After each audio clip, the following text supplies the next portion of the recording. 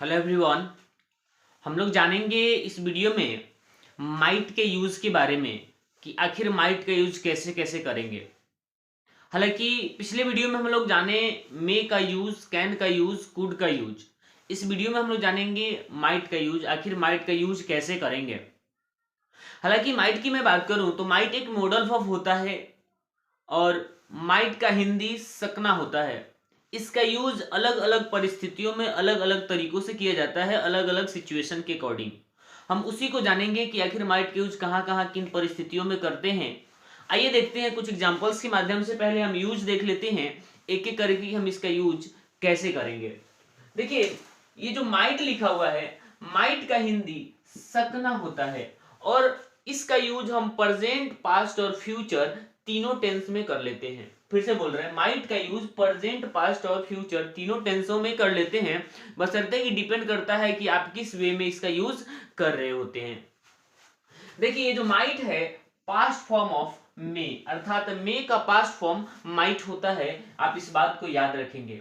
इसके use number पहले की बात कर लेते हैं तो माइट का यूज पास्ट टेंस में किया जाता है, जैसे कि हमने बताया प्रेजेंट और फ्यूचर दोनों तीनों में भी होता है।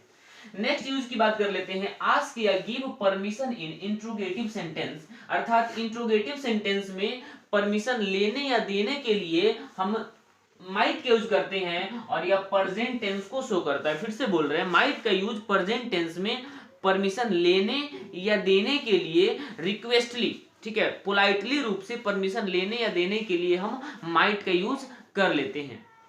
नेक्स्ट यूज की बात कर लेते हैं। नेक्स्ट कह रहा है कि रिमोट पॉसिबिलिटी इन फ्यूचर, अर्थात फ्यूचर, भविष्य के बहुत ही कम संभावना को दर्शाने के लिए भी माइट का यूज किया जाता है।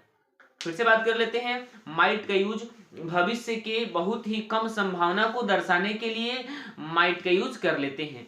आइए नेक्स्ट यूज की बात करते हैं। माइट का यूज पास्ट पॉसिबिलिटी को दिखाने में तथा माइट का यूज पर्पस को दिखाने में भी हम कर लेते हैं, अर्थात माइट का यूज पॉसिबिलिटी और पर्पस पास्ट में दिखाने के लिए करते हैं। कुछ एग्जांपल्स की मदद से हम लोग जान लेते हैं आखिर कैसे कैसे इसका यूज होगा। जैसे एक नंबर में लिखा है कि मे आई यूज योर पेन। ध्यान से बात करो कि मे आई यूज योर पेन, इसका मतलब होता है कि क्या मैं आपका कलम यूज कर सकता हूं। क्योंकि मे का यूज प्रेजेंट में होता है, मे आप यूज कर ले रहे हो, किसी से आप पेन मांग रहे हो तो आप उससे क्या कर रहे हो, रिक्वेस्ट कर रहे हो। सेम एज आप मे के स्थान पर माइट के यूज कर रहे हैं एज अ इंट्रोगेटिव सेंटेंस, तो ये भी प्रेजेंट को शो करेगा, ये भी प्रेजेंट को शो करेगा, लेकिन मे की अपेक्षा माइट ज्यादा रिक्वेस्ट को शो करेगा। अर्थात might I use your pen, इसका मतलब भी वही होता है कि क्या मैं आपका कलम यूज कर सकता हूं। ध्यान से देखिएगा तो दोनों में बस अंतर यही है कि दोनों रिक्वेस्ट को शो कर रहा है, इंट्रोगेटिव सेंटेंस है।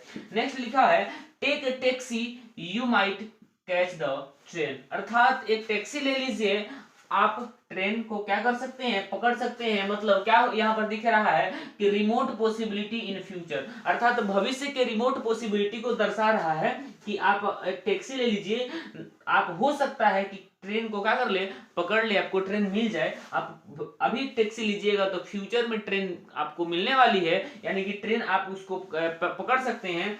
ये फ्यूचर को शो कर रहा है, अर्थात फ्यूचर एक्शन को दिखाने के लिए, अर्थात फ्यूचर के बहुत ही कम संभावना को दिखाने के लिए भी हम माइट का यूज करते हैं। वही यूज यहाँ पर हुआ है, यानी कि टेक अ टैक्सी, एक टैक्सी लीजिए, you might catch the train, अर्थात ट्रेन आप पकड़ सकते हैं। आप देखिए ध्यान से, तो ध्यान से देखोगे तो माइट का यूज आप एज अ फ्यूचर को शो करने के लिए कर रहे हो। नेक्स्ट लिखा हुआ है the sky is clear it might rain tonight. ध्यान से, इसका मतलब होता है कि आकाश क्या है, क्लियर है, साफ है, हो सकता है कि रात में वर्षा हो।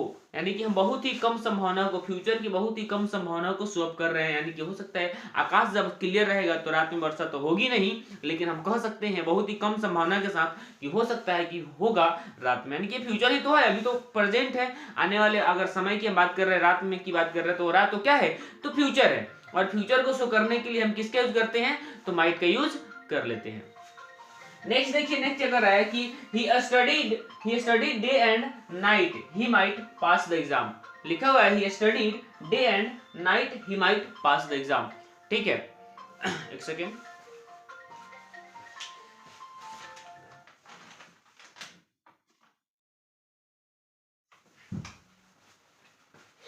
देखिए हम कहा थे, यह लिखा हुआ है he studied day and night he might pass the exam. यानी कि इसका मतलब यह होता है कि वह रात दिन पढ़ाई किया, उसने रात दिन पढ़ाई किया, he might pass the exam, हो सकता था कि एग्जाम पास कर जाए, एग्जाम पास कर सकता था। यानी कि पास्ट पॉसिबिलिटी को दर्शाने के लिए या फिर पास्ट पर्पस को दिखाने के लिए, उद्देश्य को, यानी कि रात दिन पढ़ने का उद्देश्य क्या था कि उसका एग्जाम पास करना था। यह पर्पस को भी शो करने के लिए हम किसका यूज करते हैं, माइट का यूज कर लेते हैं। नेक्स्ट लिखा हुआ है कि सी टुक मेडिसिन, अर्थात उसने मेडिसिन लिया, सो दैट, ताकि सी माइट गेट वेल, ताकि वह अच्छा हो सके। इसका मतलब यह है कि ध्यान से देखोगे तो यह पास्ट में क्या लिया है, दवाई लिया है, ठीक है, दवाई लिया है ताकि वह क्या हो सके, तो ठीक हो सके या फिर अच्छा हो सके। पास्ट एक्शन को भी दिखाने के लिए, पास्ट पर्पस को, क्योंकि देखिए ना, आप यहाँ पर मेडिसिन लीजिएगा तो उसका पर्पस, उद्देश्य क्या हुआ कि आप सही ठीक हो सके, यानी कि माइट का यूज आप पर्पस को भी दिखाने के लिए कर रहे हो। उम्मीद है सारी बातें बुझाई होंगी। किसी प्रकार का दिक्कत होगा, किसी प्रकार का डाउट्स रहेंगे तो कमेंट बॉक्स में जरूर लिखेंगे, और हम नेक्स्ट वीडियो में जानेंगे कि use of can, could, may, might का जो हम लोग पढ़े हैं उससे रिलेटेड कुछ एरर रहेगा, कुछ ऑब्जेक्टिव्स रहेंगे जो एग्जाम में आपके बहुतों बार पूछे गए हैं, हम उसको डिस्कस करेंगे। ठीक है, ये था आपका छोटी सी बातें, आप इसका स्क्रीनशॉट या इसे लिख सकते हैं।